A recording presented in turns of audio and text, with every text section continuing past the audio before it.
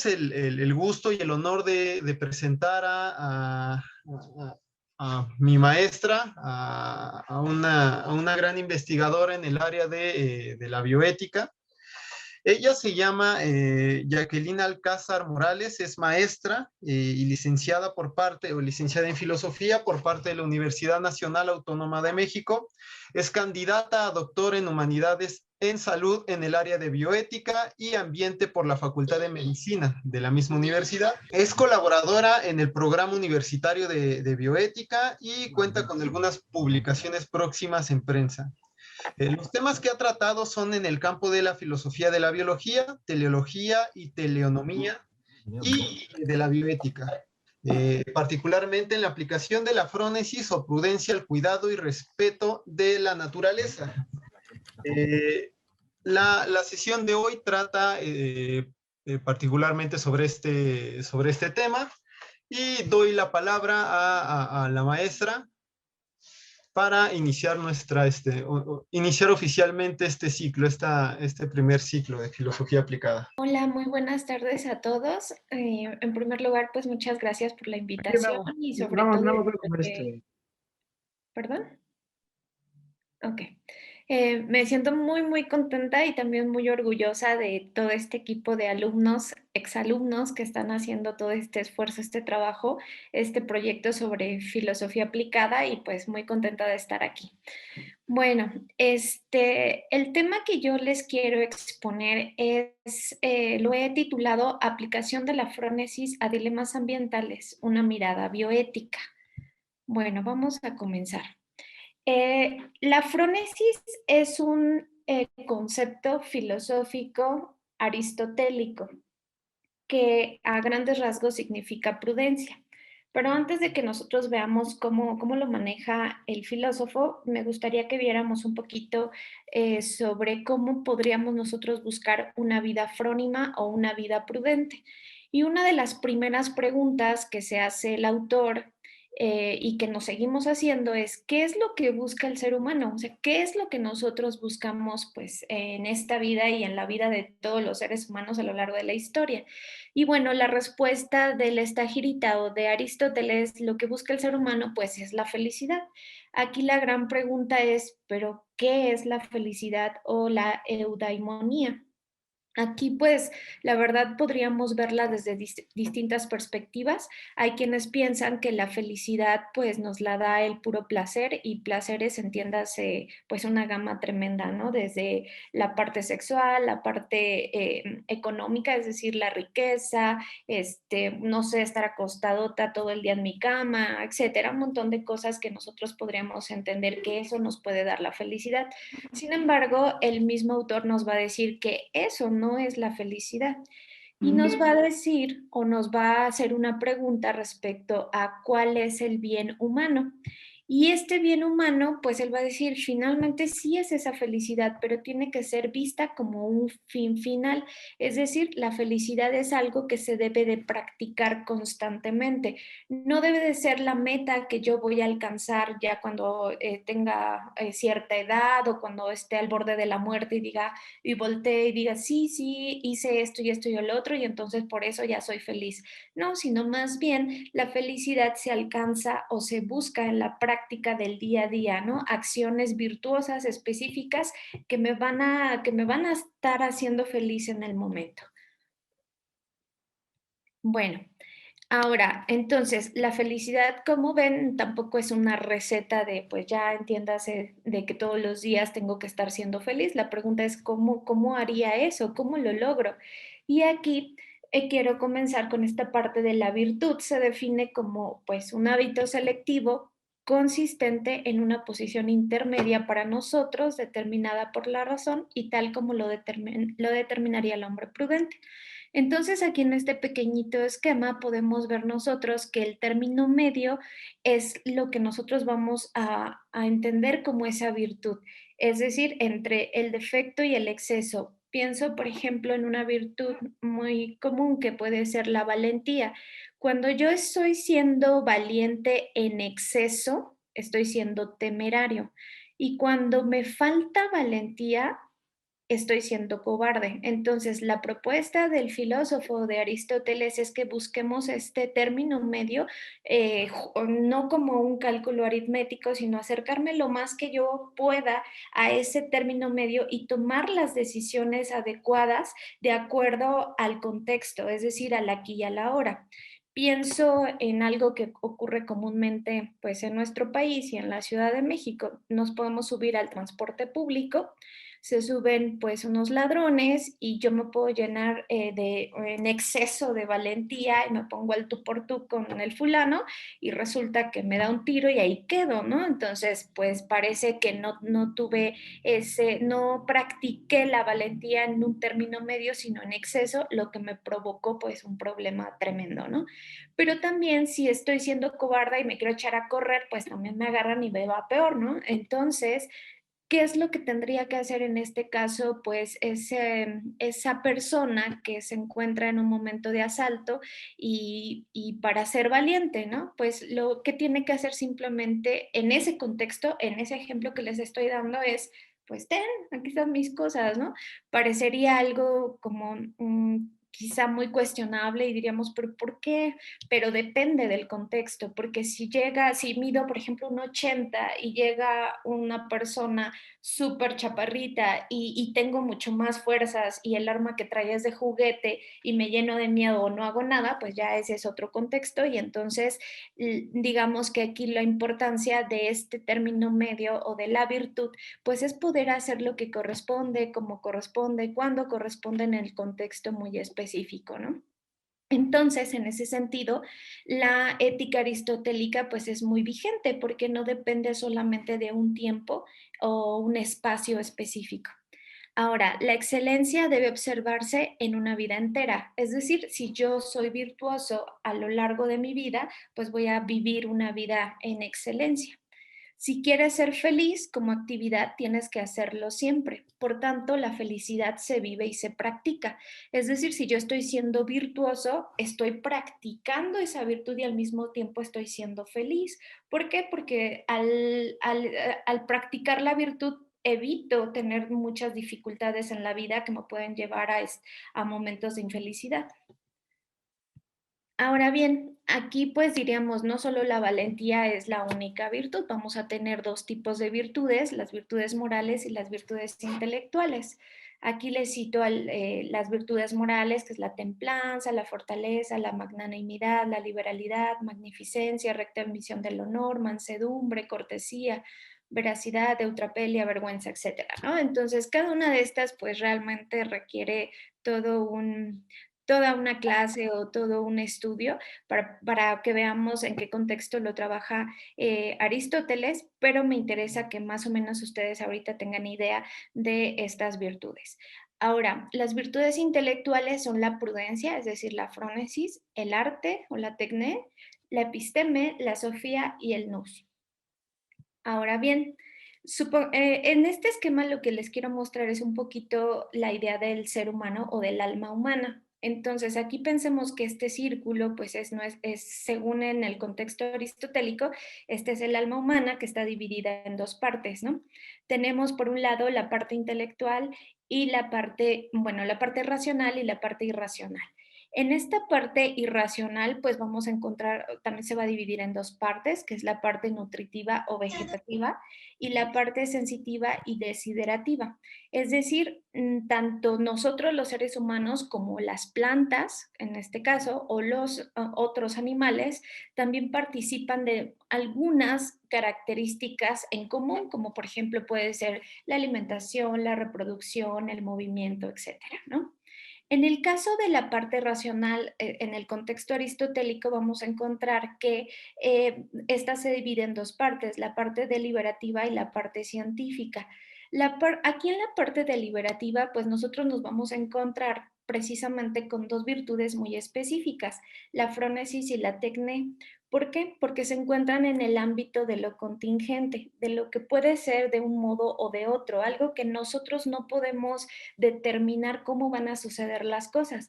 En el caso de la parte científica del alma racional, pues aquí las cosas siempre son de la misma manera y por eso nos encontramos las otras virtudes intelectuales como es la sofía, el episteme y el nous. Entonces, lo que quiero que también noten es que en esta parte irracional se encuentran las virtudes morales, que son todas estas que les mencioné hace un momento. Es decir, todas estas virtudes tienen que ser transmitidas a lo largo pues, de la vida del ser humano, pero desde pequeños, porque no son cosas que nosotros podamos adquirir de manera intelectual o deliberativa, sino que nosotros, por ejemplo, si pienso en, no sé, en la misma, a ver, déjenme darles aquí un ejemplo.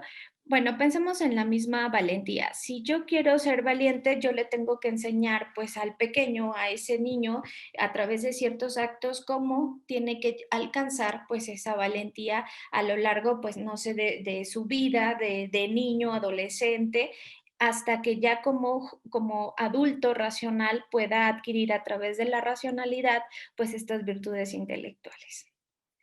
Ahora bien, lo que quiero que ahora notemos es que la frónesis es como este comandante o este capitán que nos va a ayudar a gobernar esta parte irracional, es decir, todas estas virtudes morales que tienen que ver pues mucho con algunas cuestiones incluso del cuerpo y bueno, algunas otras virtudes que no necesariamente aplican ya a nuestro contexto, sino solo al contexto aristotélico, ¿no? Entonces, aquí la prudencia es o la frónesis es la que nos va a ayudar a que nosotros actuemos de manera determinada. Entonces, cito, la frónesis se define como el poder deliberar acertadamente sobre las cosas buenas y provechosas para él, y esto lo pongo yo, el ser humano, no parcialmente, sino cuáles lo son para el vivir bien en general.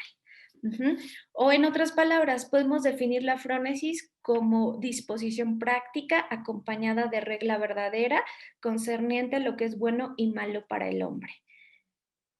Bueno, aquí también nosotros podríamos discutir, si ustedes quieren, esta definición sobre la prudencia, porque podríamos preguntarnos nosotros, ¿y qué es lo bueno y qué es lo malo para el ser humano, no?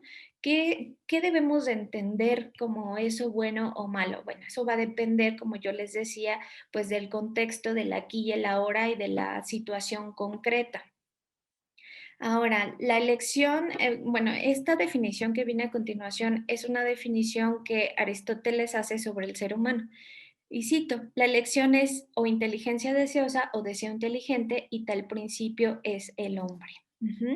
Entonces, hace falta actuar virtuosamente para ser feliz, lo cual implica hacerlo todo el tiempo. La acción virtuosa es placentera, movido por el deseo racional. Aquí tenemos otro concepto que es la búlesis.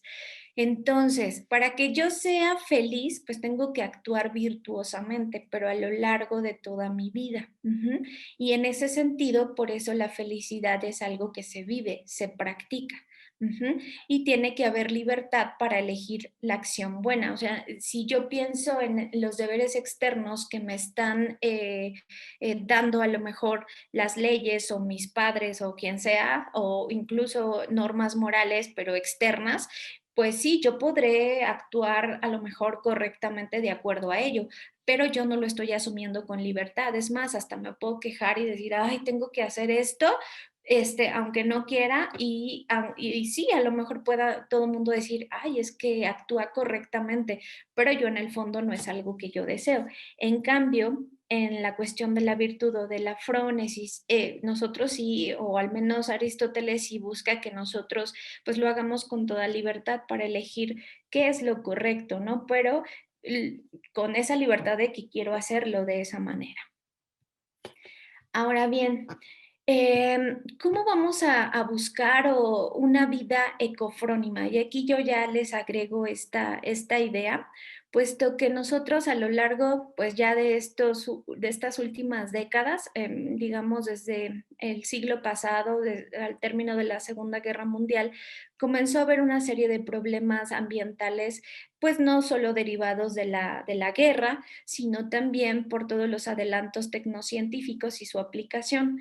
Entonces empezó a haber un deterioro ambiental terrible, lo que fue ocasionando que muchos autores, incluso filósofos, científicos empezaran a denunciar pues este problema ambiental, ¿no? Entonces allí tenemos a una Rachel Carson que en 1964 pues nos dice que debemos de tener pues mucho cuidado con los químicos o los agroquímicos que se utilizan porque pues no solamente dañan a ciertos insectos que están maltratando o ocasionando algún problema a ciertos cultivos, sino que también daña a otro tipo de insectos como los polinizadores, que pues son benéficos en el ecosistema, ¿no? Y no solo eso, sino también todos estos químicos se van hacia la tierra, hacia los frutos de los cultivos y luego nosotros nos los comemos y entonces se empieza a generar una serie de problemas de salud gravísimos, como ustedes saben, lo que es el cáncer y demás. Entonces, pues va a haber muchas, digamos, críticas. Después vamos a tener por allí, pues, estos filósofos que van a empezar a darle voz a los animales, como fue o como lo es Peter Singer, como lo fue Tom Regan, quienes van a decir, no, es que nosotros tenemos que buscar la consideración moral de los animales. Pero bueno, no se quedaron solo en ese rubro, sino también empezó a haber una serie de críticas posteriores donde no solamente incluyéramos animales por su capacidad sintiente o por sus capacidades cognitivas, sino que también tomáramos en cuenta a aquellos seres vivos que no tienen estas características biológicas, pero por el simple hecho de tener un genoma o de estar vivos, pues son importantes, ¿no? Entonces, bueno, y no quedó allí. Entonces se extiende todavía más allá y nos encontramos frente a las ecoéticas, donde dicen, bueno, sí, pero también tenemos que considerar todo el ecosistema y todas las relaciones que existen entre los organismos, porque no son independientes, ¿no? Más bien todos estamos interrelacionados de una u otra forma, además de todos estos elementos abióticos que son fundamentales para que pueda existir la vida. Entonces, pues ante todas estas circunstancias que, pues, como ustedes ven, también lo estamos viviendo ahorita con la pandemia y con esta manera inadecuada de relacionarnos con la naturaleza, pues estamos provocando una serie de desequilibrios tremendos, ¿no? Entonces, aquí lo que quiero mostrarles es que hay alternativas para el buen vivir en relación también con los animales y la naturaleza en general. Y aquí hay un ejemplo interesante, como puede ser la idea de buena vida y Sumacausa en Ecuador o Sumacamaña en Bolivia, que permite el desarrollo económico de otra manera. Entonces, el Sumacausae, cito, es usado en la protección y reconstrucción del patrimonio, rescate y cuidado de la naturaleza. Bueno, estos son, digamos, conocimientos tradicionales de los grupos indígenas que viven en estos lugares, pero que han logrado de alguna manera imponer esta forma de relacionarse correctamente con la naturaleza al grado pues que ha llegado ya a su constitución política, al menos en Ecuador, ¿no? ¿Y por qué? Porque ellos sostienen que si la naturaleza nos da lo necesario para poder vivir, háblese pensando en lo más elemental, como puede ser el alimento, pues nosotros también tenemos que responder de esa manera, ¿no? O sea, recíprocamente tenemos que protegerla. Ahora, implica también la consecución pues de una vida plena, un vivir bien. En el caso de este concepto de cofrónesis, lo encontré o rastreando a lo largo de esta investigación de doctorado, un autor chino llamado Wei Ning, que construye este término y cito, digamos, cómo lo define. Explícitamente, ecofrónesis es la habilidad maestra por excelencia de la improvisación moral para tomar y actuar bien sobre las decisiones correctas en cualquier circunstancia, dada la práctica ecológica. Entonces, en este sentido, ojo, este tema de la frónesis podríamos nosotros desde el área filosófica cuestionarlo y quedarnos solamente allí y decir que, bueno, Aristóteles estaba viviendo un momento determinado, histórico y todo lo que ustedes quieran al respecto. Pero hay un aristotelismo vigente que ha traído algunos de estos conceptos aristotélicos para las discusiones o problemas que vivimos actualmente. Y bueno, lo que intento es que nosotros rescatemos este concepto de cofrónesis o de frónesis para aplicarlo a estas decisiones ecológicas que urgen, ¿no? ¿Por qué? Porque también, dados nuestros intereses económicos, pues no estamos pensando realmente en todo el daño que se les está haciendo a los ecosistemas y veamos el ecosistema no como algo abstracto, sino como ese todo que digamos, contiene todas esas partes que son pues todos los seres vivos y las relaciones que hay entre sí. Y ojo, tampoco quiero que lo veamos de fuera, sino que nosotros estamos insertos en el ecosistema. Entonces, como animales que también somos, pues también nos afecta. Ahora, esto hasta aquí respecto a la postura filosófica sobre la frónesis y me gustaría que pudiésemos repensar o un poquito debatir en torno a este caso específico que es la posible extinción del ajolote o ajolot mexicano. El ajolote es originario y endémico de los lagos del Valle de México y que sobrevive pues en el lago de Xochimilco, como ustedes saben. Fue llamado por los antiguos mexicanos ajolotl, del náhuatl monstruo de agua, y conserva características milenarias de las salamandras, pero es más cercano a ranas y sapos. Ahora, se destaca por sus extraordinarios procesos para regenerar extremidades amputadas y otros órganos y tejidos del organismo, incluso el corazón y parte del cerebro. Ahora bien, también tienen una gran facilidad para reproducirse y se están estudiando pues sus procesos biológicos y sus potencialidades o digamos la aplicación para la medicina humana. Por ejemplo, en la reparación de las lesiones cerebrales o de médula espinal y la prevención de cicatrices cardíacas. Se ha descubierto que el ajolote tiene el genoma más grande que se ha secuenciado hasta ahora, mucho más grande que el del ser humano. Y por lo tanto, pues están haciendo muchos estudios para ver de qué manera, pues esta forma de cómo regeneran sus extremidades o ciertas partes o ciertos órganos se pueda aplicar pues a casos médicos específicos, ¿no? Ahora, el ajolote se alimenta de moluscos, gusanos, larvas, crustáceos y uno que otro pez, pero no ha podido librarse de las garzas que la engullen y menos aún de su principal predador que somos nosotros, que además hemos introducido en el lago de Xochimilco pues, y en sus canales peces que están amenazando pues, su sobrevivencia. Y bueno, aquí hay otro elemento o algunas características interesantes. Ha sido alimento muy preciado por su sabor y propiedades nutritivas. Lo mismo preparado en tamales que en sopas y guisados. Se ha aprovechado en la medicina tradicional con fórmulas de jarabe, pomada o infusiones contra padecimientos respiratorios. Ahora, ya que tenemos nosotros estos pocos elementos muy generales pero importantes para esta discusión, veamos cómo podríamos aplicar la frónesis para la protección del ajolote. Ojo, aquí también es algo importante el pensar o tener en cuenta que la extinción es un proceso natural. Esto es real. Las especies son históricas, tienen un principio y tienen un fin. El asunto es que la extinción que nos preocupa actualmente respecto al ajolote o incluso a otro tipo de especies de animales o de plantas tiene que ver con las actividades humanas, con nuestras actividades que muchas veces son nada más económicas y están ocasionando que se empiecen a extinguir algunas otras especies porque no logran adaptarse de manera rápida pues a todos estos procesos o cambios que nosotros estamos ocasionando. cambiando, como pensemos tan solo el agua del mar. O sea, nosotros vamos a la playa y decimos, ay, qué bonito, y aquí sentado y bañándome en la orilla, ¿no?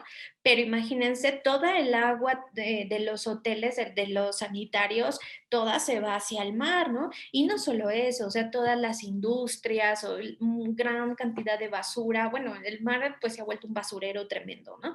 Entonces, pues todo eso también está ocasionando que muchas especies se encuentren pues en peligro. Ahora, aquí sí me gustaría que pudiésemos contestar estas preguntas entre todos y si quieren abrir micrófonos, pues me parece perfecto, ¿no? Nada más alzan la manita y ya, ¿no? Entonces, ¿cómo aplicaríamos la frónesis a la protección del ajolote, así como en un caso concreto? O sea, voy a bajar este elemento filosófico abstracto a algo real, algo que está ocurriendo en el aquí y en el ahora, ¿no? ¿Por qué debe protegerse esta especie endémica? A ver, ¿quién me quiere decir? ¿Por qué deberíamos hacerlo? Yo tengo dos propuestas. Bueno, A antes que ver, sí, nada, Víctor. buenas tardes a todos. Si se me permite la palabra, continúo. Sí, Víctor, porfa. Bueno, hay un dicho que dice que cuando no tienes, bueno, no tienes los mismos derechos cuando no cumples tus obligaciones. Pero a mi parecer hay un derecho que no ocupa obligaciones, que es el derecho de existir.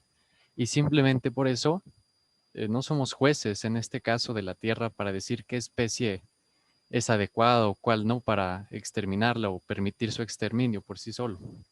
Y ahí, esa sería la primera, para preservar esta especie endémica.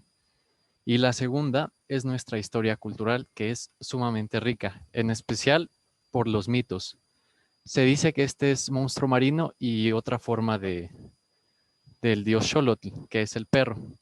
En las culturas antiguas, una de las primeras formas de ciencia era el mito. Tenemos como ejemplo el nacimiento de Huitzilopochtli. Cuando leemos el mito, nos dice que en el cerro del Coatepec, de la serpiente, la mamá estaba a punto de dar a luz a Huitzilopochtli y los surianos, que eran sus hermanos, las estrellas y la luna, se acercaban. Haciendo el relato ya como desde la perspectiva científica, vemos que es un tratado de cómo demostraban el cambio de día. Es decir, cuando nació Huitzilopochtli era que estaba saliendo el sol y todos estos hermanos que eran sus estrellas y la luna, se refiere a que las venció cuando la luna y las estrellas se ocultan porque ya terminó la noche y surge el sol. Entonces me parece prudente indagar sobre la mitología de este animalito para rescatar o analizar si hay algún conocimiento de herbolaria o científico detrás de este trasfondo. Ok, sí, ahí me quedo con esto que acabas de mencionar y a ver, espérenme y ahorita le doy la palabra a alguien más. Bueno, esto que tú acabas de mencionar es muy real, pero queda en el ámbito de una discusión importante en bioética, que es el antropocentrismo. Es decir, yo voy a solo a proteger o a cuidar a la naturaleza o a alguna especie en específico solo porque me sirve para algún fin, es decir, solo porque me sirve o es un medio para obtener ciertos fines humanos. Ojo, esto ha sido sumamente cuestionado, al menos en bioética, en ética animal, ética ambiental también. Pero bueno, esto se los dejo así sobre la mesa porque quiero después concluir cuál sería la postura de, pues, de esta idea de la frónesis. Ujú. Sin embargo, pues por ahí está, ¿no? Porque parece que todos los estudios que se están haciendo, los laboratorios donde pues se están reproduciendo algunos de estos ajolotes y todo lo que se está haciendo alrededor de ello es para fines humanos, ¿no? Entonces, ahí esa es como que la gran pregunta. Ahora, la siguiente pregunta, ¿debemos de proteger esta especie solo por su valor inherente? Es decir, por ser en sí mismo, pues este animal cuya existencia es importante en el ecosistema, como lo acaba de mencionar Víctor, o por los beneficios que nos genera a los seres humanos. Ojo, tenemos estas dos ideas, desde una visión no antropocéntrica y la otra desde una visión completamente antropocéntrica. ¿Cuál tendría que ser o más bien, qué opinan ustedes? Es una balanza, ¿no? A ver, díganme ustedes hacia cuál se van. A ver, ¿alguien que quiera participar? Damos espacio para que, para dudas. También pueden hacerlas, plantearlas por el chat, si es que no quieren encender su micrófono.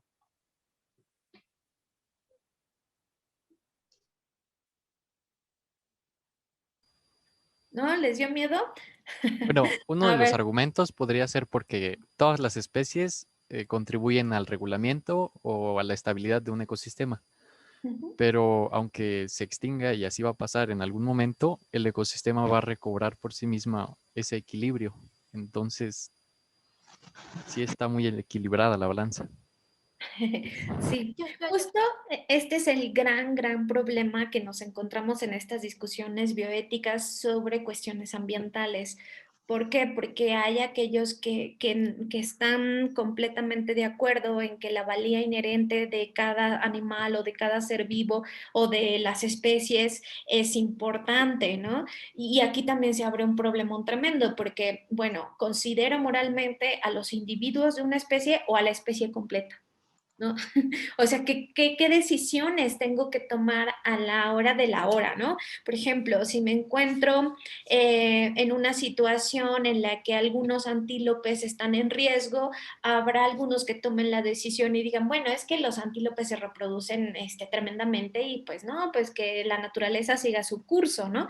Pero ¿qué pasa si nos encontramos dos individuos de una especie que se encuentran en peligro de extinción? Allí ya no se piensa solo en esos individuos, se está pensando en la especie en general y entonces se toman decisiones completamente distintas, ¿no?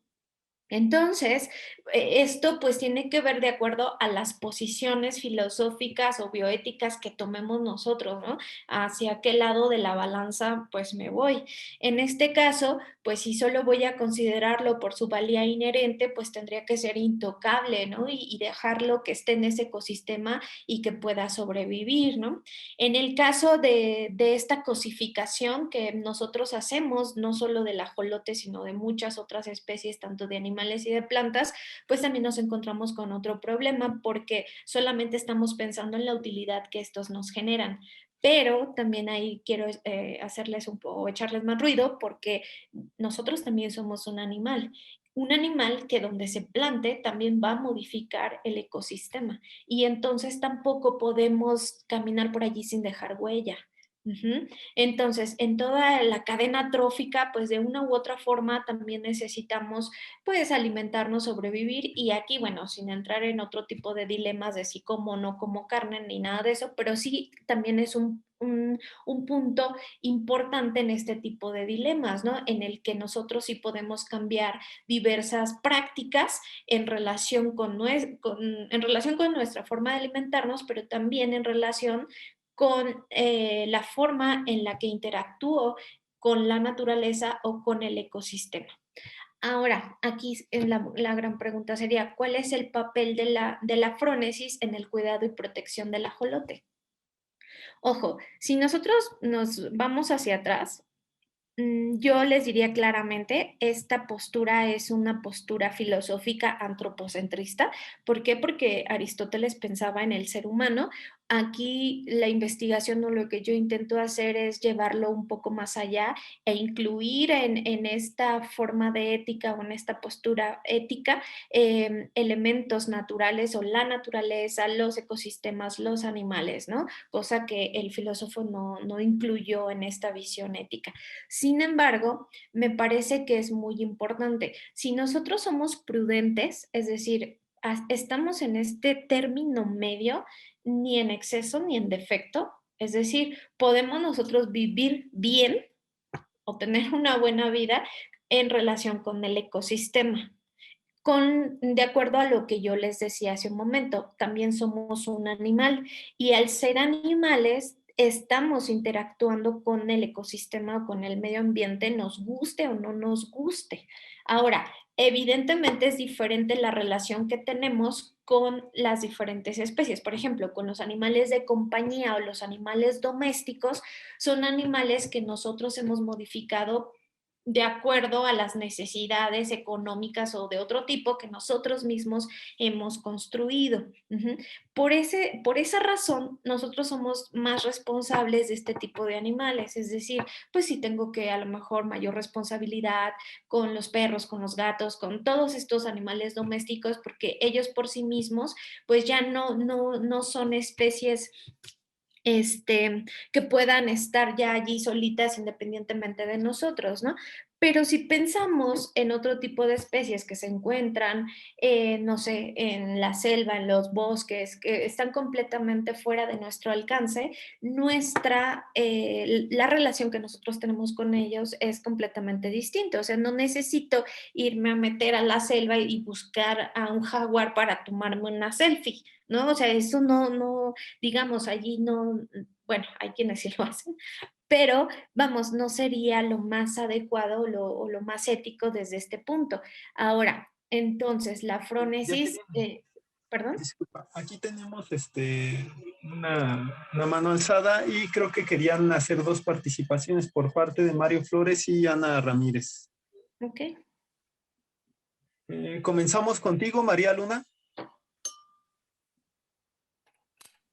Hola, buenas noches. Y yo quería como que hablar respecto a estas preguntas que menciona la maestra, y yo lo relacioné mucho con la lectura que nos enviaste sobre ética animal. ¿Cómo era? Ética animal, fundamentos empíricos, teóricos y dimensión práctica. Yo creo que la cuestión sería esa, ¿no? Y no tomarlo a partir de esta cuestión o sea, de que el hombre es el centro del universo, ¿no? Como mencionaba la maestra, ciertamente, sino más a esta consideración de que como todos somos parte de esta totalidad, todos merecemos, ¿no?, el mismo respeto y la misma dignidad. Entonces, aunque en Aristóteles exista esta posición de que la diferencia de un hombre y de un animal es que el hombre es un animal racional, o sea, el adjetivo de racional es el que le da un nivel mayor o más alto al hombre. Sin embargo, yo creo que valdría la pena, ¿no?, vislumbrar esto que dice el autor, ¿no? Hay que entonces hacer una ontología de lo que es el animal, ¿no? Porque el animal no es ni comparable con el hombre ni es igual al hombre, ¿no? Sino bajo esta consideración pues de todo lo que menciona después, ¿no? Primero, ¿no? Tener en claro, ¿no?, esta parte de que todos somos parte de la totalidad, pero graduarlo, ¿no? Justamente con que animales, justamente lo que decía la maestra, ¿no? ¿Qué animales son domésticos? ¿Qué animales no? Entonces, yo creo que esa sería la cuestión, ¿no? Se debe proteger esta especie simplemente porque esta especie es parte de la totalidad, ¿no? Es parte de toda esta cosmovisión griega incluso, ¿no? Del todo.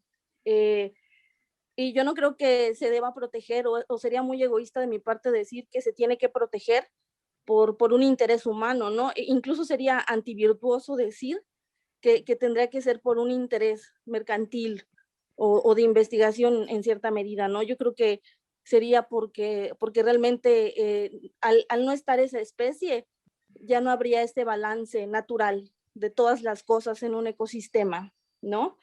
Entonces, ese es el papel también de la prudencia, ¿no? El hecho de que simplemente una especie no puede desaparecer así porque quita el equilibrio, ¿no?, del mundo en ese momento, de ese espacio y en ese tiempo determinado, ¿no? Y ya, con eso quería concluir. Gracias. Muchas gracias por tu comentario, María. Sí, de hecho tienes toda la razón, solo que allí hay que pulirle un poquito. O sea, en esta visión antropocéntrica de Aristóteles, a lo que yo estoy proponiendo es una visión antropocéntrica moderada. ¿A qué vamos? Sí, efectivamente se hace esta diferencia entre que nosotros somos animales racionales y la racionalidad es lo que nos ha llevado a sentirnos como que los que mandamos aquí, ¿no? Sin embargo, como bien lo comentas y como lo dice el autor en el artículo que les mandé, pues sí necesitamos conocer las diferencias que hay entre los diferentes organismos, entre las diferentes especies. Pero lo cierto es, ojo, y esto sin entrar como a más como debate porque nos llevaría más tiempo, lo cierto es que el ser humano tiene la capacidad de tomar decisiones a favor o en contra de nosotros mismos, incluso como seres humanos entre nosotros y también a favor o en contra del ecosistema o de la naturaleza o de las plantas o de los animales. Lo que yo veo, lo que estoy proponiendo a través de la fronesis es que tomemos las decisiones más virtuosas, bueno, más que más virtuosas, más prudentes en relación con este caso. Claro, si nada más lo estamos cosificando porque me sirve para generar ciertas conocimientos científicos a nivel salud o médico, pues sí, pues me lo tengo que cuestionar, claro que sí, porque pues no están solamente para mi servicio, ¿no? Los ajolotes, pero al mismo tiempo esto nos lleva a conocer o a profundizar más en la función de los ecosistemas, en el conocimiento de las especies y su función dentro del ecosistema. ¿Por qué? Porque si me interesa saber cómo debo de relacionarme adecuadamente con la naturaleza, pues sí debo de tener ciertos conocimientos, lo cual tampoco implica, ojo, que sea un reduccionismo científico y que ahora todo sea ecología y ya. No, no, no, o sea, tampoco, ¿no? Pero sí requiero de conocimientos ecológicos para yo saber, pues, de qué manera me puedo relacionar de una manera prudente. Ojo, y otra vez en ese mismo esquema, si yo encuentro la prudencia como el término medio, ¿qué quiere decir? Que no puedo tomar decisiones en exceso, es decir, que solo cosifique al ajolote, pero tampoco voy a poder dejar de requerir algunos elementos del propio ajolote, ¿no? Y eso no solamente el ajolote, o sea, pensemos en todos los organismos del planeta. O sea, ¿qué más quisiéramos tener esta idea idílica de la naturaleza en la que pues es intocable, pero pues entro a una huerta o a un lugar donde hay muchos árboles con frutos y tengo hambre, pues lo tengo que cortar y me lo como, ¿no? Pero ojo, o sea, me estoy comiendo un mango, a lo mejor no quiere decir que estoy allí exterminando pues todo lo que hay allí. El punto es tomar las decisiones más prudentes en relación con cada una de las especies o con el ecosistema, no dejarlos intocables, porque esto desde mi postura, y se los digo humildemente, no creo que sea posible. O sea, somos animales y estamos dentro del ecosistema y no podemos evitar tener una relación directa o indirecta con ellos. Ahora sí, Mario.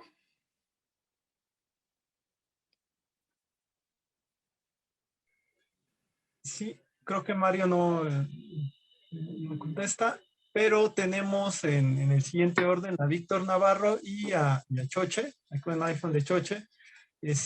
Solo les hago la sugerencia de si pueden hacer preguntas acotadas para poder darle marcha a darle continuidad a la presentación.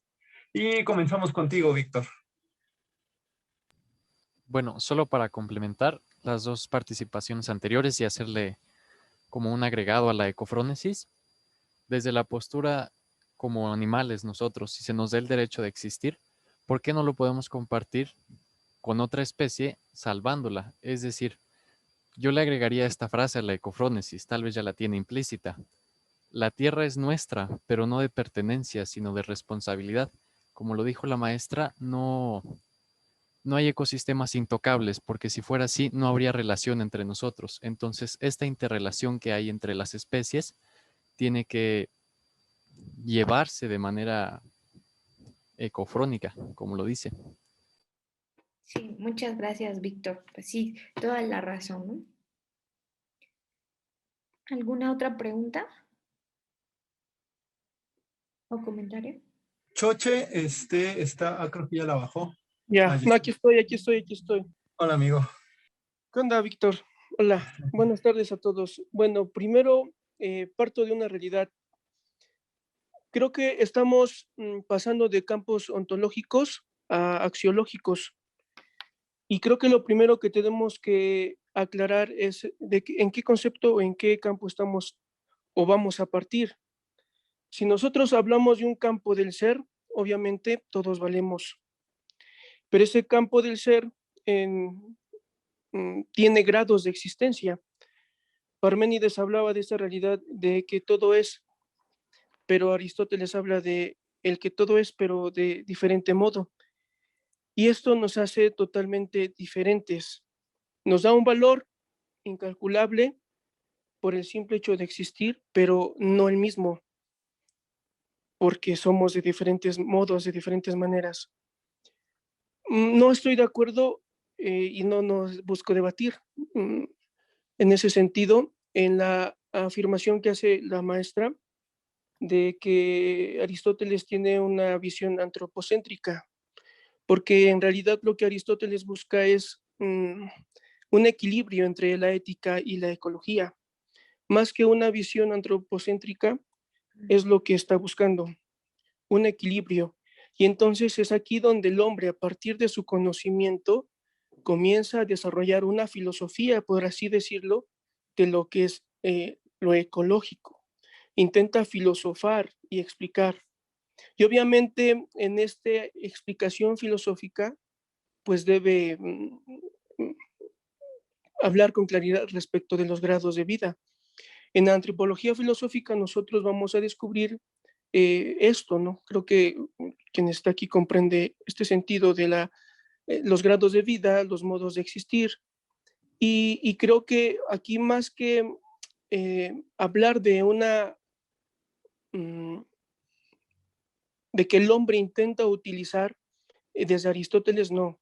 Aristóteles busca decir al hombre que tiene que pensar también en, y que no porque sea el único ser racional puede destruir o manipular, porque ahora la filosofía aristotélica en este contexto nos ayuda mucho para comprender toda la realidad de la manipulación genética que se hace. Porque si nosotros nos fijamos en este lado positivo de la filosofía aristotélica, vamos a descubrir que realmente no es un antropocentrismo. De hecho, con los argumentos aristotélicos podemos debatir contra aquellos que intentan manipular ahora la creación, la biología. Pero yo creo que aquí entonces, repito, estamos mezclando algunas realidades, estamos pasando de campos ontológicos a axiológicos, morales. Y creo que ahí es lo primero que debemos tener un poquitito de cuidado. Apruebo las intervenciones de las personas que han hablado, sobre todo en el aspecto de la racionalidad. No somos, sí soy un animal, por supuesto que lo soy, pero no me comparo con un perro, ni tengo el mismo valor que un perro, y nunca lo voy a tener. Y no por eso voy a matar un perro. Mi capacidad de pensar me ayuda a descubrir en el perro no un yo, porque no es un ser humano, pero sí me ayuda a descubrir que es parte de lo que soy, no de que es igual a mí. Entonces, no es que nos inclinemos hacia un lado o hacia el otro. Creo que tampoco se vale, pues yo soy izquierda y yo soy derecha, no. Se tiene que ver lo que es, no lo que más me convenga, porque entonces eso sí es egoísmo, eso sí es antropocentrismo. No me estoy fijando en lo que está delante de mí, sino en lo que yo quiero o lo que me conviene. Entonces creo que tampoco se trata de cuál es mi postura, aquí o allá, sino realmente a partir de un dato filosófico, descubrir el valor de cada cosa, darle el valor a cada cosa, acomodarla en su lugar y partiendo de eso, actuar. Creo que eso es lo que yo podría aportarles. Muchas gracias. Mira, desde el inicio, cuando comencé con la presentación, yo les decía que íbamos a utilizar algunos elementos aristotélicos, pero justo esta discusión se centra en un neoaristotelismo, no tal cual lo que dice el propio filósofo en la antigüedad, porque hay muchos elementos que ya no podrían ser del todo pues adecuados para la discusión. Ahora, es cierto que Aristóteles piensa la ética para el ser humano. Allí no hay vuelta de hoja, o sea, allí el único que puede ser ético o que se puede pensar en lo bueno o en lo malo es el ser humano, no los otros animales. Y en la obra biológica de Aristóteles, pues está buscando o está haciendo estudios, pues también para ver de qué manera, pues son estos seres vivos en relación también con nosotros, ¿no? Y sí está viendo pues esa diferencia. Aquí en las discusiones actuales en bioética es completamente distinto el problema. Aquí sí se habla o se piensa en este concepto de valía inherente. ¿Qué es lo que hace que un organismo o una especie tenga valor inherente o tenga valía en sí mismo, ¿no? Y la otra es esta visión completamente antropocéntrica en la que sí yo cosifico o instrumentalizo porque lo que yo quiero son nada más obtener pues algunos beneficios o los beneficios que me otorga la naturaleza. Por eso lo planteo no como una afirmación, sino como una pregunta. Y la pregunta, pues, es capciosa, es, a ver, ¿qué piensan ustedes? ¿Hacia dónde se iría, no? El papel de la frónesis, pues, es completamente distinto. ¿Por qué? Porque es desde esta visión bioética o desde esta postura que yo estoy trabajando, es completamente antropocéntrica, porque no estoy utilizando un tipo de ética animal o un tipo de ética ambiental que solamente busque la valía inherente de las especies, en este caso del ajolote, sino estamos hablando de un elemento humano completamente, ¿no? Ahora, hay que distinguir, también hay dos tipos de antropocentrismo, el antropocentrismo epistémico y el antropocentrismo moral. El epistémico, pues sin duda nosotros como seres humanos somos los que estamos haciendo el discurso, los que estamos cuestionando si debo o no relacionarme correctamente o de qué manera me relaciono con la naturaleza, si debo respetarlos o no, si debo permitir que se extingan o no, etcétera, ¿no? En cambio, el antropocentrismo moral, pues es que yo considere a los seres vivos moralmente por lo que son, por lo que tú acabas de mencionar, por su propia naturaleza, ¿no?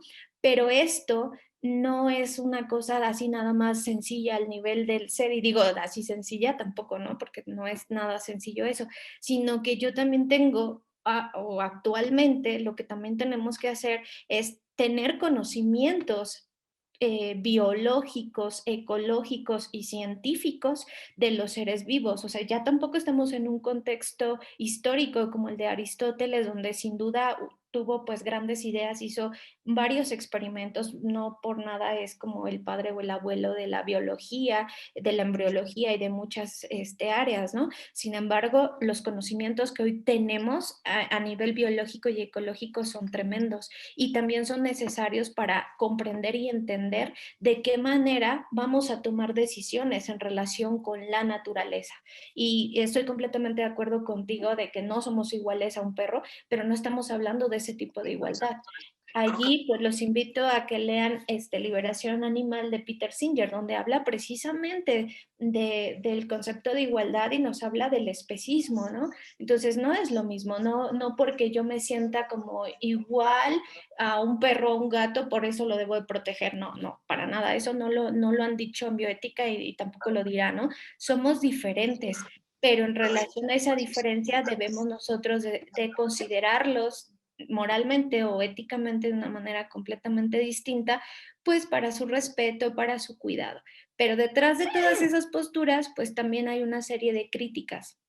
O sea, no es algo dado, no les puedo yo decir, esta teoría o esta postura es la que resuelve el problema, no lo es. La que estoy presentando, pues es una propuesta que no es solo sacar del cajón a Aristóteles y ponerlo aquí, ¿no? Sino más bien es hacer un neoaristotelismo con los elementos necesarios de la ética que fue, digamos, de la ética que él propuso, pero no tal cual como él la propone y ya nada más pasémosla acá, ¿no? Sino son elementos y como tú lo decías, campos completamente distintos y que se tienen que ir pues desarrollando a su nivel. ¿Algún otro comentario? Tenemos dos más por parte de María Luna y Adrián Mejía. Comenzamos contigo, María.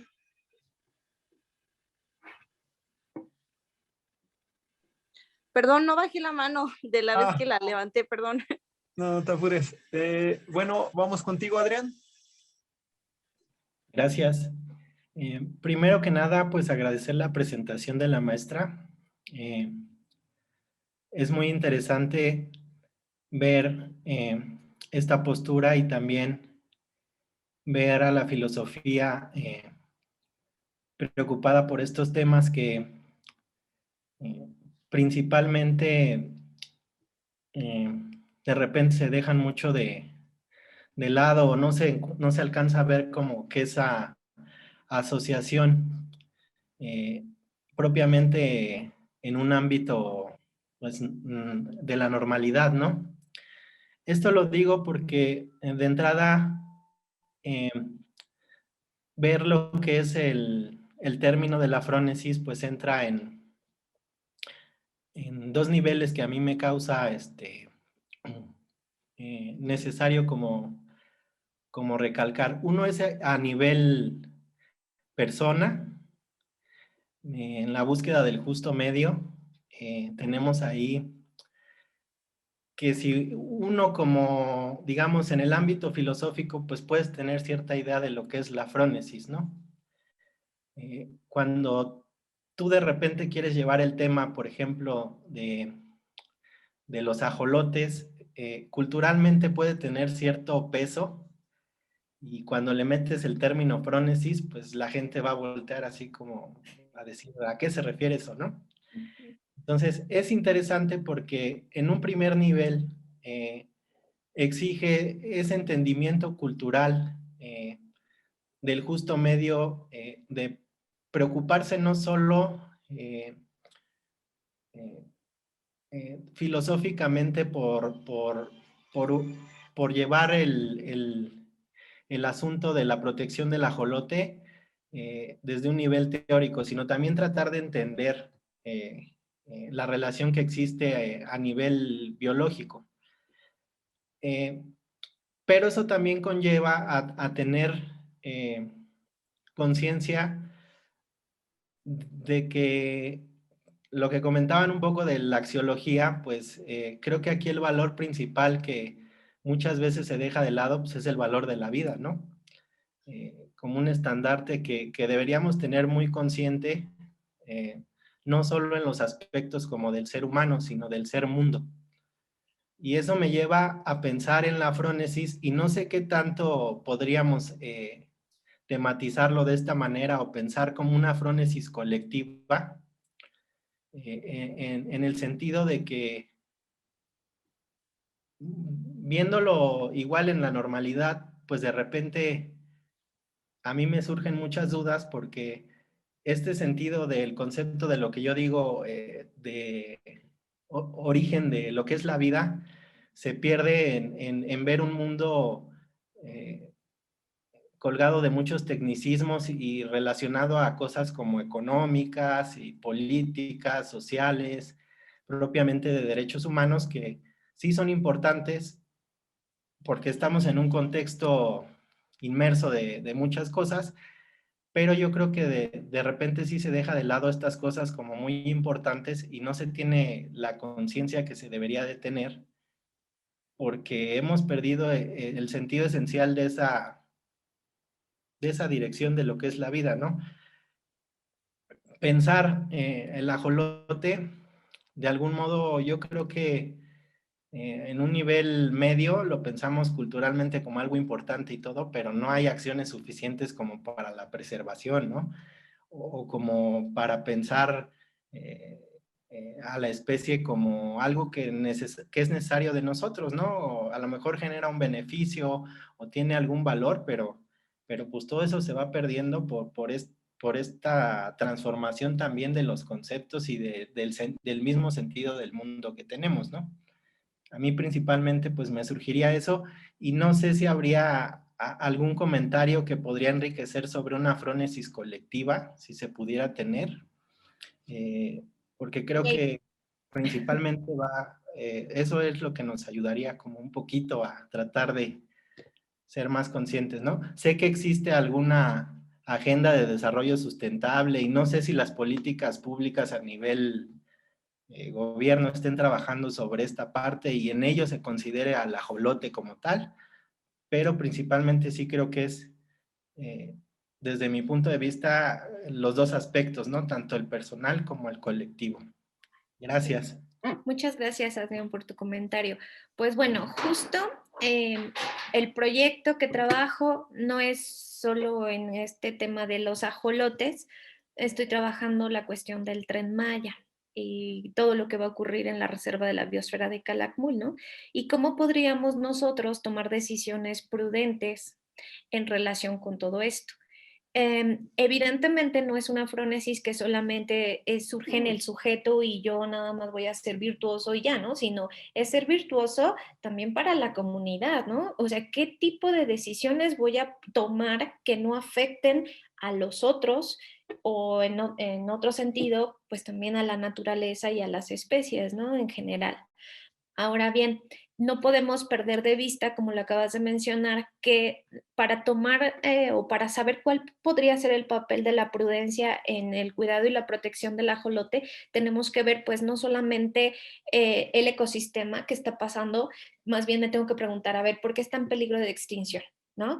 Ya vimos allí nosotros que no solamente tiene que ver con la suciedad de los canales en Xochimilco, sino también con los peces que se han insertado allí y que se comen a los ajolotes, aunque tengan la capacidad de reproducirse rápidamente, pero de todos modos se los están comiendo los que los están consumiendo para los tamalitos y todo lo que les acabo de mencionar, sino que tenemos que pensar en todos esos factores. Ahora, ¿por qué queremos preservarlo? Aquí el asunto es que se quiere preservar con fines médicos o científicos, que es como que de los primeros, ¿no? Ahora, si yo solamente pienso en preservarlo porque pues es un ser vivo y porque tiene valía inherente y porque tiene que ser, pues bueno, me parece que así están muchas otras especies que no tienen ese riesgo, ¿no? De extinción. Ahora, estamos enfocados en algunas de estas especies precisamente porque pensamos desde esta parte antropocéntrica que tienen cierta utilidad para nosotros. Y desde el papel de la frónesis, pues lamento, pues no sé si sea como un punto de decepción, sino más bien es que nos encontramos en ese equilibrio en el que somos parte de ese ecosistema junto con los ajolotes y de algún modo pues no puedo dejar de interactuar de una u otra forma con el ajolote, sea para comérmelo o no, o para hacer investigación científica o para preservarlo. Más bien aquí el papel de la frónesis desde mi punto de vista es tomar las decisiones más adecuadas o bajo la guía de la prudencia para dañar lo menos posible o para de alguna manera evitar pues esta extinción de una especie que pues sin duda está aquí y tiene una función específica dentro de ese ecosistema. Ya no solo porque tiene una utilidad práctica para los seres humanos o incluso económica, pero todos estos aspectos son interesantísimos. Ahora, déjenme adelantar un poquito porque si no, no acabo. Ahora, las conclusiones que tienen que ver con lo que acaban de mencionar es las decisiones ecofrónimas frente al cuidado y respeto del ecosistema que permite la vida de los ajolotes, pues en primer lugar tenemos la libertad y la capacidad para decidir. Nosotros sabemos o de alguna manera vamos a poder tomar esta u otra decisión en torno a qué voy a hacer para preservar o no al ajolote. Ahí lo tenemos clarísimo, ¿no? Entonces, la deliberación, pues podemos tomar decisiones con base en la ecofrónesis, podemos ser prudentes y podemos decir, ok, sí, sabemos que tiene ciertas características biológicas que son sumamente importantes, incluso para estudios científicos médicos, sí, vamos, y es lo que se hace, ¿no? En diferentes partes del mundo, pues hay diferentes laboratorios donde se cultivan y donde se están allí reproduciendo ajolotes porque los están estudiando.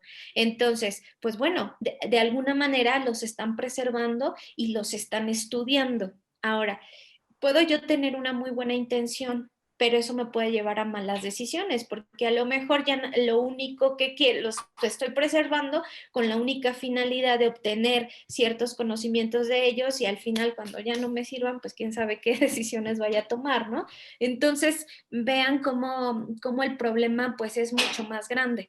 Ahora, la vida ecofrónima puede ser como una garantía del cuidado y respeto de la naturaleza. Ojo, puede ser una garantía del cuidado y respeto, pero no quiere decir del cambio y la totalidad y que ya vivamos todos ecodependientes, ¿no?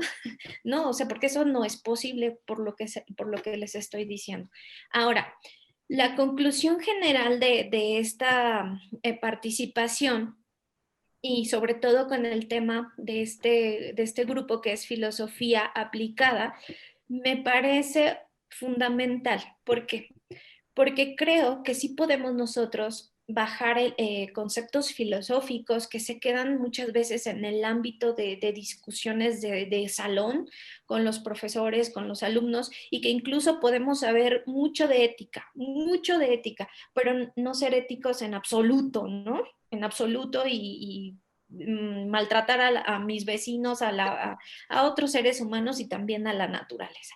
Entonces, la idea, o al menos esta propuesta, es este elemento aristotélico, ya no a través solo de ese contexto del siglo IV antes de Cristo, no, o sea, como les decía, ya se ha retomado, se están haciendo diferentes estudios, diferentes autores, Massinter, Alasdair, que están haciendo, pues han hecho estos neoaristotelismos y están recuperando ciertos elementos, pero no la filosofía completita de Aristóteles y encajonarla al siglo XXI, o sea, no, eso es algo que sí quiero que quede claro, ¿no? Que eso no se está ni siquiera en esta presentación intentando hacer.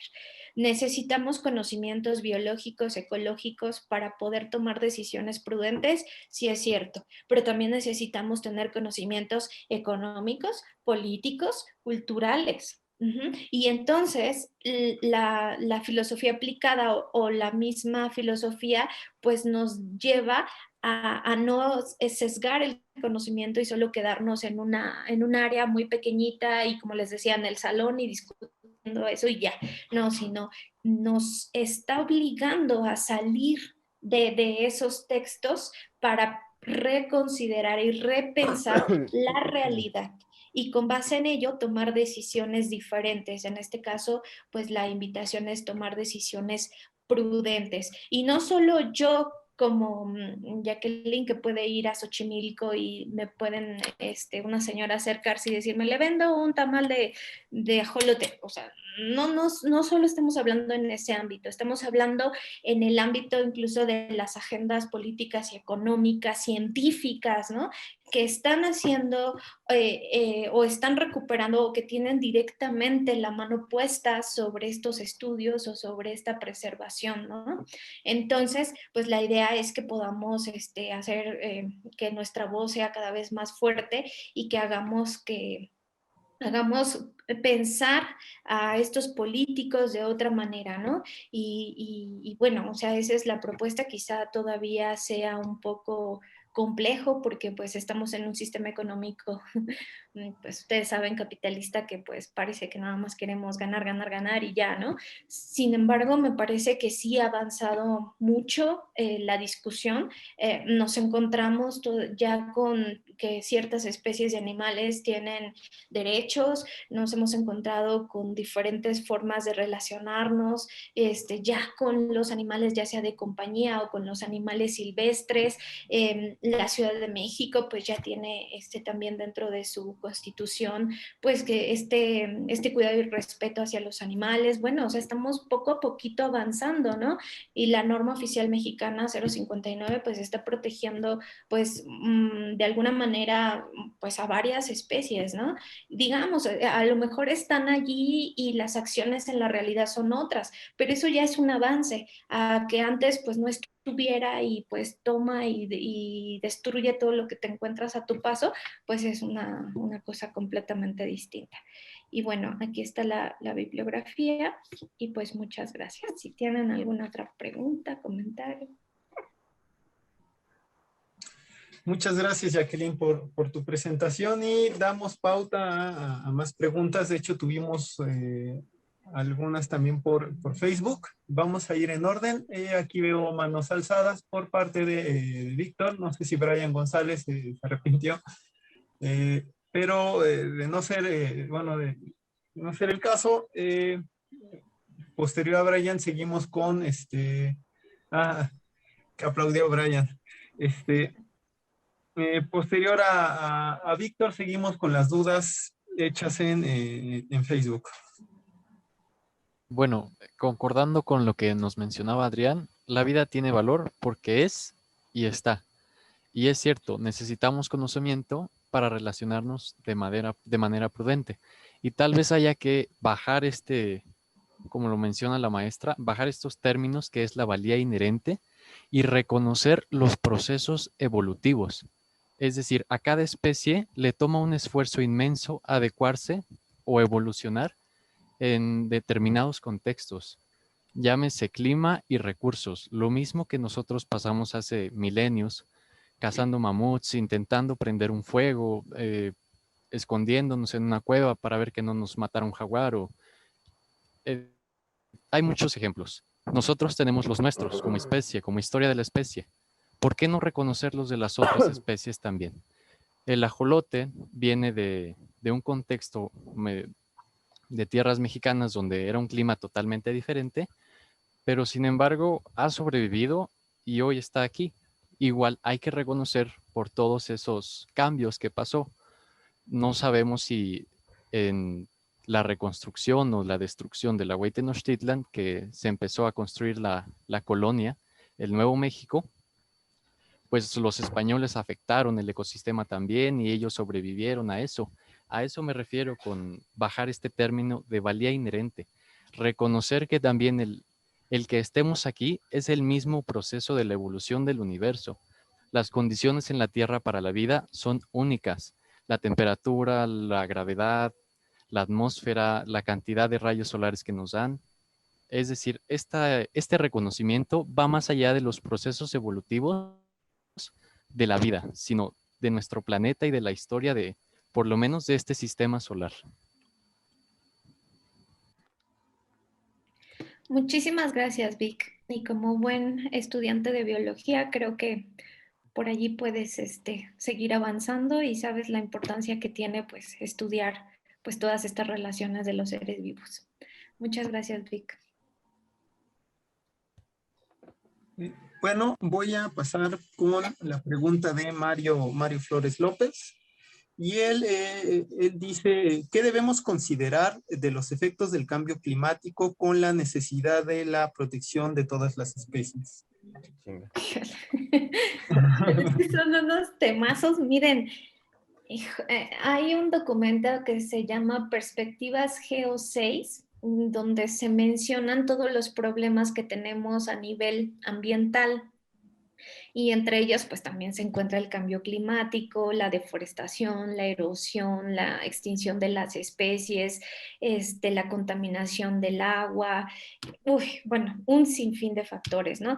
Claro que también el calentamiento global, pues también tiene que ver, ojo, todos estos factores que yo les acabo de mencionar también son producidos naturalmente, es decir, existe la erosión, la deforestación, ¿cómo se llama? El cambio climático, la extinción de las especies. Todo esto ocurre naturalmente, aunque nosotros no estuviéramos, ¿eh? Sin embargo, lo que ha pasado es que con nuestras prácticas económicas nosotros hemos acelerado que se produzcan todos estos cambios. Ahora, claro, o sea, no solo es hacer una agenda y reunir a todos los países o a muchos de estos para pues bajarle a las emisiones de gases que causan el efecto invernadero y que de alguna manera propicia el calentamiento global. Entonces, esa es una parte, pero también tenemos que ir como más abajito, ¿no? O sea, ¿cuáles son las prácticas que nosotros estamos llevando a cabo que ocasiona la emisión de estos gases que están ocasionando el cambio climático? y a su vez, pues de ir desde lo más bajito hasta lo más grande para poder evitar pues todas las consecuencias que esto genera y que no solamente pues nos está haciendo daño a nosotros, sino también a otras especies. Ojo, no solo las especies se están extinguiendo por el cambio climático, sino también por nuestras prácticas. Esto es lo que quiero que sí quede como muy claro, o sea, son factores naturales, ecológicos que ocurren, sí ocurren, pero nuestras prácticas actuales están ocasionando que se aceleren estos procesos y, como lo acaba de mencionar Víctor, algunas especies no logren adaptarse a estos cambios que son tan rápidos. La evolución de las especies ha llevado muchísimo tiempo para que sean como son ahorita, ¿no? Entonces, imagínense querer que pues sobrevivan en una década, pues es muy complicado y por eso en estas agendas de la protección de especies, pues se busca pues protegerlas y hacer este tipo de estudios, pues ya no solo para nuestros fines, sino también para la preservación de las especies, ¿no? Entonces, pues bueno, nada más hasta allí, porque ese también es otro gran tema. Muchas gracias, Jacqueline. Creo que bueno, ya no me aparecieron las otras aquí que teníamos, pero yo particularmente preguntaría y primero agradecería su participación aquí al seminario. Bastante interesante, muchísimos puntos, ¿no? Yo quisiera centrar como las cuestiones más al tema de la aplicabilidad filosófica, ¿no? Y del papel que tienen los filósofos, ¿no? En este tipo de cuestiones que tienden, y sobre todo se da mucho en bioética, que tienden a la multidisciplina, ¿no? Y a la interdisciplina. Sobre todo esto, o sea, sobre todo este tipo de consideraciones, ¿usted cuáles serían como los consejos, las consideraciones o sugerencias, explicaciones, justificaciones que puede ofrecernos acerca desde el punto de vista de la práctica, del papel del filósofo en este trabajo interdisciplinario, multidisciplinario? ¿Cómo es posible equilibrar de pronto como este afán de dominio teórico que muchas veces nosotros los filósofos tenemos al tratar de trabajar con otros? ¿Cómo es posible ir equilibrando este tipo de prácticas, ¿no? Para poder llevar a cabo ciertos proyectos. El punto es, ¿cuál sería la reflexión que usted nos hace como bioética acerca de la práctica del filósofo en esta área? Híjoles, esa es la pregunta del millón. Pues mira, la verdad es que, pues sí, como lo mencionaste, pues sí, la licenciatura y la maestría la hice en filosofía y pues me quedaba en el ámbito completamente pues de la parte teórica, ¿no? Pero desde la licenciatura me apasionaron los temas de filosofía de la biología y desde ahí empecé a trabajar, pero fue hasta que no me adentré a un grupo multidisciplinario y a un grupo de biólogos donde empecé a aprender, a entender las teorías biológicas, no como yo las leía o como yo las entendía desde un nivel filosófico, ¿no? Yo leía Aristóteles y la obra biológica y decía, ¡ay, qué bonito!, ¿no? Y lo podía transmitir y decía, Aristóteles dijo esto, ¿no? Pero ya cuando lo conversaba con biólogos, con mi tutor es un biólogo, me decía, no, pero espérate, ¿no? Este asunto en Aristóteles es completamente distinto bajo la biología moderna y ya me lo explicaba, ¿no? Entender también la teoría de la evolución, pues no fue sencillo, porque me quedaba en ese nivel completamente abstracto. Conforme fue pasando pues el tiempo y en bioética, por lo que decidí hacer un doctorado allí o lo que a mí me gusta de la bioética es esta multidisciplina, porque hay muchos problemas que no solamente se ven desde la parte filosófica o desde la parte biológica, sino también se ven desde el derecho, desde la medicina, desde la sociología, desde la política, desde la economía.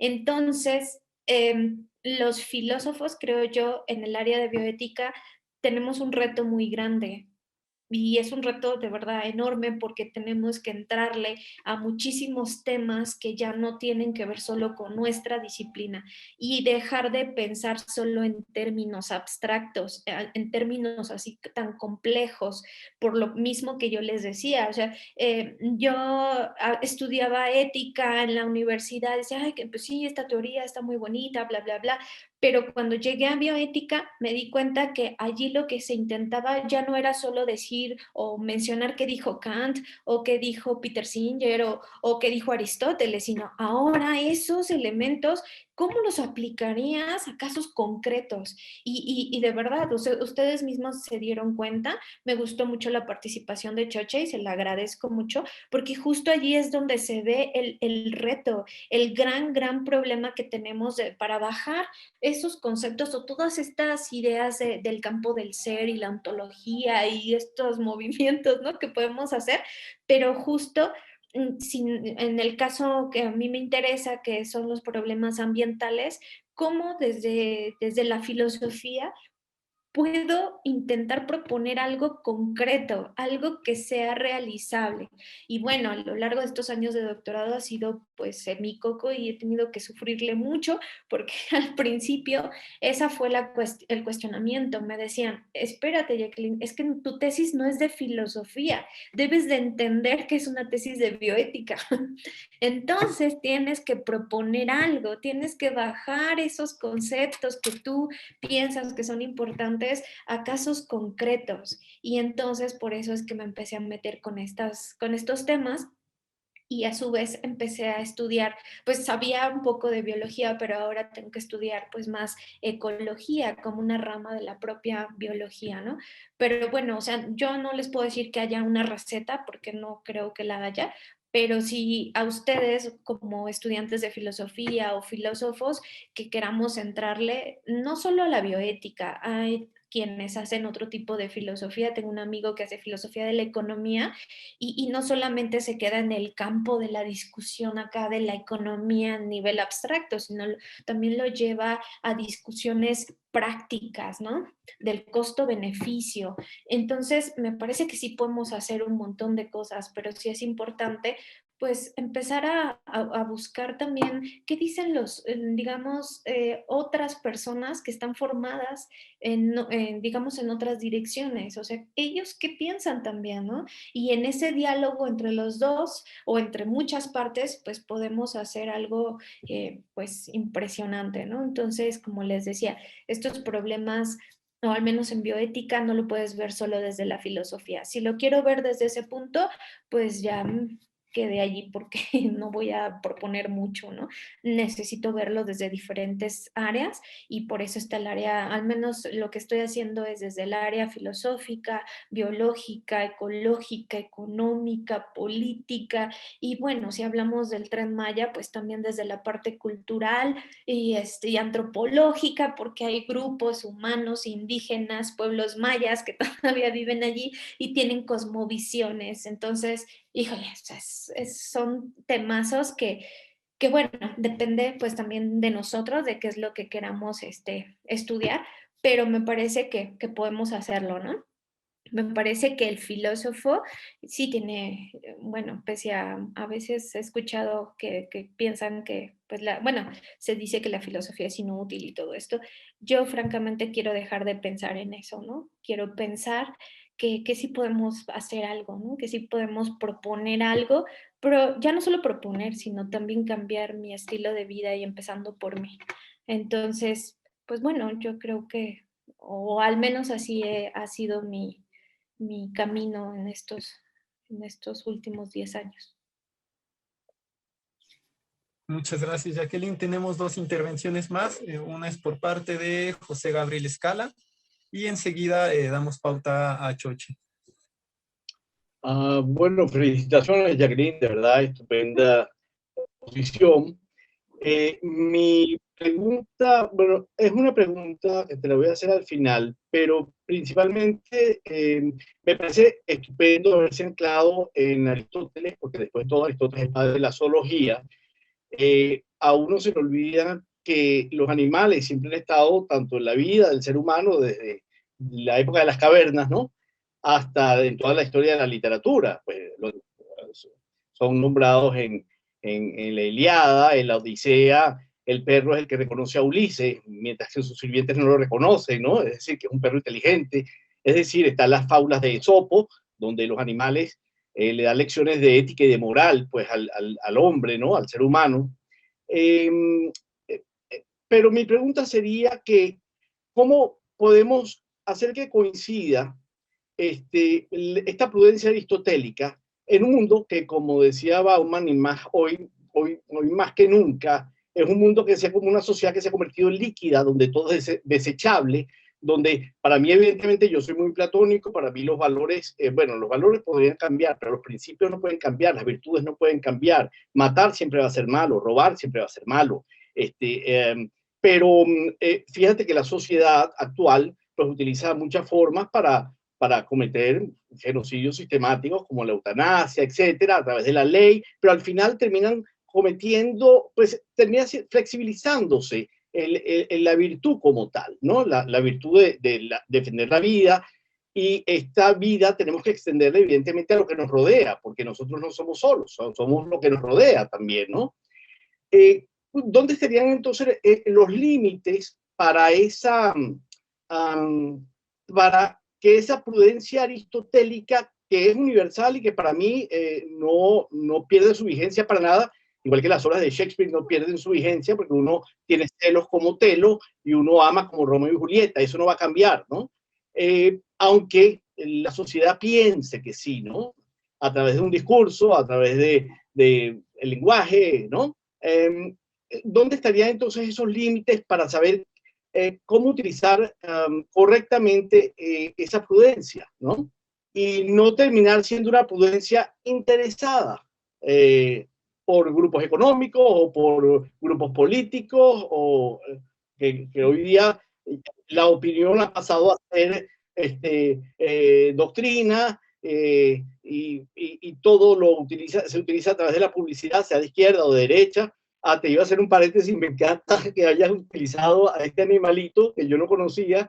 Ya en Venezuela no quedan ni animales, ¿no? Pero me pareció maravilloso haber puesto un animalito tan chiquito y no irte a lo cómodo como un perrito o un gatico, ¿no? Que es como lo más cercano a uno, ¿no? Te felicito de verdad, y bueno, a ver qué reflexión me puedes dar sobre esta duda que tengo. Gracias.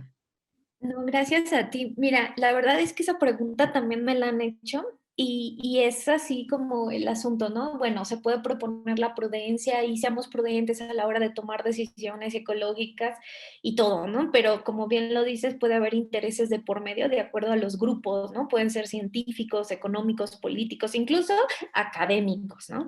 Sin embargo, me parece, digo, y ya está a veces hasta muy choteada la respuesta, pero la respuesta que yo podría dar es la cuestión educativa. O sea, si nosotros no empezamos a educarnos en la prudencia bajo esta idea de la habituación, como la propone Aristóteles, híjole, me parece como más complicado, pero me parece que si lo hacemos así, híjole, seremos completamente distintos, ¿no? Porque si nos estamos habituando constantemente, y no solo a mí mismo, sino también desde los pequeños, aquí el gran problema y también en la propia ética nicómaco es pues quién es el que va a educar, ¿no? Pues tiene que ser un frónimo, tiene que ser un prudente para que también los otros sean prudentes. Pero me parece que podemos hacer el esfuerzo y en los planes incluso educativos a nivel primaria, aquí en México, primaria, secundaria y preparatoria, pues empezar a proponer este tipo de prácticas en relación con la naturaleza de una manera prudente. Y allí se puede, yo creo que se podría hacer como muchas cosas, pero no solo dejarlo en ese ámbito. Ahora me decían, bueno, pero eso puede llevar muchísimo tiempo, pero queremos soluciones concretas en este momento. Bueno, pues la propuesta así rapidísima o momentánea, pues yo sé que la educación no sería en este momento porque no sería tan rápida, pero sí sería como hacer pensar a quienes tienen la capacidad de tomar las decisiones más grandes. ¿Por qué? porque justo los políticos pues tienen intereses, digamos, en estos megaproyectos, al menos aquí en México, pues tienen objetivos específicos para el desarrollo económico, ojo, de las comunidades en las cuales o donde se va a desarrollar el proyecto. Sí, afortunadamente ahorita en nuestro país se ha permitido que los académicos tengamos, pues entre comillas, esa voz para poder pues también debatir con ellos, ¿no?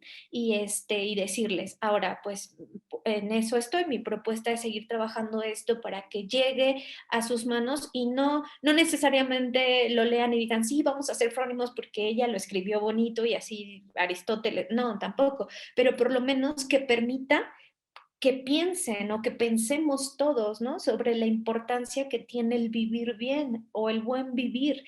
Hoy ya no podemos entender, creo yo, el buen vivir en una comunidad en donde no haya agua limpia, en donde haya montones de especies extinguidas, en donde todos sean edificios, no, o sea, un factor indispensable para la felicidad, creo yo, y humildemente se los digo, es un ambiente sano. O sea, para vivir bien en todos los sentidos, ¿eh? Desde eso que puedo yo decir, me produce placer ver la naturaleza o me hace feliz o disfruto estéticamente, hasta el punto en el que requiero de árboles para que me den oxígeno, ¿no? Entonces, me parece que esa es como la vía, y francamente creo que es la educación, ¿no? Y por allí me gustaría hacer algo después de esto, ¿no? Empezar a hacer programas diferentes en los que podamos hacer como experimentitos con los niños y como ellos tienen la sensibilidad, pues muy chiquitos, ¿no? De querer conocer todo y preguntarse por todo, empezarlos a educar diferente. Porque si seguimos educando en la forma en que lo hacemos, pues por eso tenemos un montón de circunstancias que pues nada más nos está llevando a la cosificación o la instrumentalización de la naturaleza.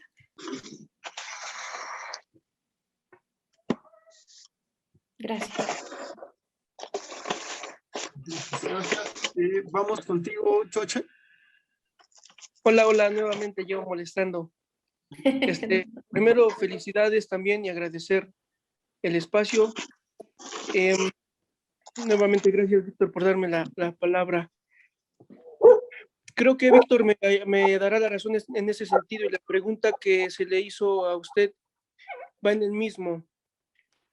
Tenemos que aprender que la filosofía, ya en estos tiempos se ha dicho que no es un conjunto de ideas o solamente conceptos abstractos. Ha dejado de ser eso, y siempre, es más, nunca ha sido. Que se ha encerrado en bibliotecas, claro. Que se ha encerrado en aulas, claro, porque son errores. Pero si partimos, por ejemplo, del concepto vida, citando literalmente a Ramón Lucas Lucas, un hombre que escribe libros sobre bioética y antropología, dice, la vida es un concepto, no es un concepto abstracto, donde se toma del verbo vivir. Vivir es ese conjunto de actos que realiza el viviente y lo caracterizan.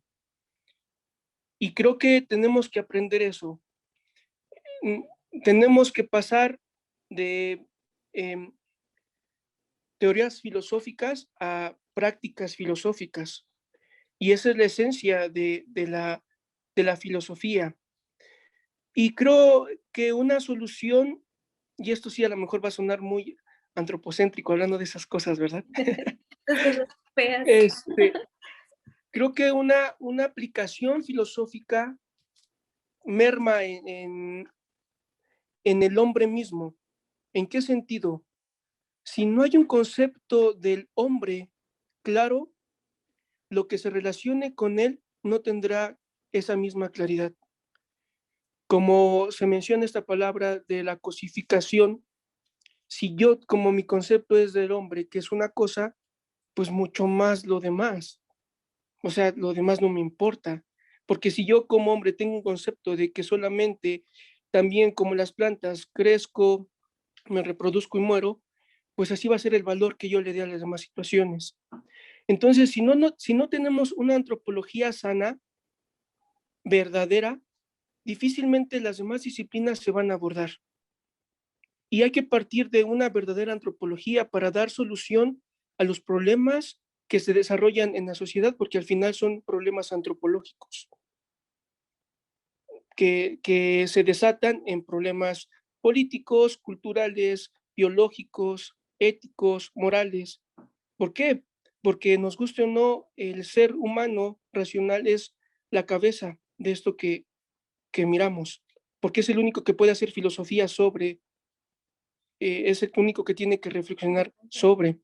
Hay una expresión que a mí me encanta que tiene otro autor, José Antonio Estrada, él es teólogo y filósofo, y parte que dice que el concepto de trascendencia va a depender del concepto que se tenga del hombre. Y eso es evidente, y es una lucha contra la cuestión del existencialismo. Si no hay un concepto claro de trascendencia, es porque no hay un concepto claro de lo que es el hombre, que está llamado a madurar, a crecer, a ser libre, a ser capaz de amar todo cuanto le contiene, a luchar por un fin en común, no solamente un fin personal. Y esto es lo que también manifiesta Eric Fromm en uno de sus libros, La patología de la normalidad, donde manifiesta que el hombre ha dejado de ser un fin y se ha convertido en un medio. Y si eso sucede con el hombre, ¿qué no va a suceder con la creación misma, con los animales? Y entonces la propuesta filosófica que quizá busca Víctor es centrarnos en el hombre, no en un aspecto egoísta, ya que, no. Centrarnos en el hombre porque el hombre es el que crea el caos. Centrarnos en el hombre porque el hombre es el que destruye. Centrarnos en el hombre porque él es egoísta. Y él es el que está propiciando que quizá todo esto que es natural y que, como lo decías, como lo decía usted, maestra, es obviamente una especie puede morir, pero el hombre está acelerando esta situación. Y por lo tanto, nuestra finalidad como filósofos tiene que ser el hombre mismo, que él es, que tiene la capacidad de actuar, de decidir, de pensar. La propuesta, repito, filosófica tendría que ir en este sentido. Fijarnos en enseñarle al hombre el valor del hombre. Hay una paradoja que me encanta, pero es realmente sorprendente, humanizar lo que es humano, porque ya ha dejado de ser humano realmente.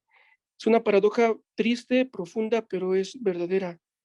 Hay que humanizar lo que es humano. Tristemente hay que comenzar por ahí, para que entonces yo como hombre racional, al descubrirme con un valor, tengo que descubrir en mi racionalidad, en mi valía, el valor de los demás. Eh, y llámese planta, llámese perro, llámese otro. Pero creo que la situación filosófica radica en la persona. Gracias nuevamente y pues hay que seguir estudiando. Sí, Cheche, muchísimas gracias. Y pues creo estoy de acuerdo contigo. Me parece que es muy importante pensarnos, o sea, cuáles son nuestras acciones, pero no con esta idea antropocéntrica del dominador y el explotador de todo, ¿no? Sino más bien desde ese ser humano que puede modificar la relación que tiene con la naturaleza. Y por eso es que Aristóteles me gusta, ¿no? Porque justo desde la prudencia, que es algo completamente humano, podemos hacer ciertos cambios. Muchísimas gracias.